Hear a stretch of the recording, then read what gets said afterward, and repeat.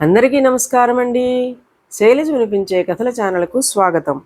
ఈరోజు మనం ఇంకా నయం అనే ఒక చక్కటి చందమామ కథను విందాం. ఈ కథ జనవరి 2012 చందమామలో ప్రచురింపబడింది. ఒకనాడు ఒక రైతు తమ జమీందారు గారిని చూడబోతూ తన భార్యతో, ఏమే, జమీందారు గారికి వెలగకాయలు ఇస్తాను, ఒక బుట్టెడు కట్టి ఇయ్యి అన్నాడు.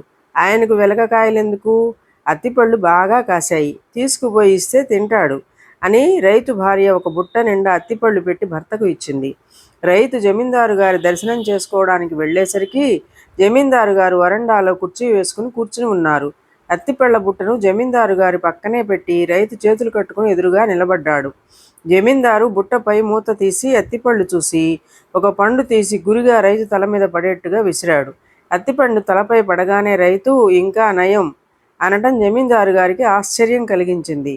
నేను నిన్ను అత్తిపళ్లతో కొడుతూ ఉంటే ఇంకా నయం అంటావెందుకు అని జమీందారు రైతును అడిగాడు. నేనసలు తమకు వెలగకాయలు తెచ్చిపెడదామనుకున్నాను. పుణ్యాత్మురాలు నా భార్య వెలగకాయలు వద్దని అత్తిపళ్ళు కట్టి ఇచ్చింది. అదృష్టవంతుణ్ణి కదా అన్నాడు రైతు. ఇదండి కథ. ఈ కథ మీకు నచ్చినట్లయితే లైక్ చేయండి, షేర్ చేయండి, కామెంట్ చేయండి, సబ్స్క్రైబ్ చేసుకొని నన్ను ఎంకరేజ్ చేయండి. నమస్కారం అండి.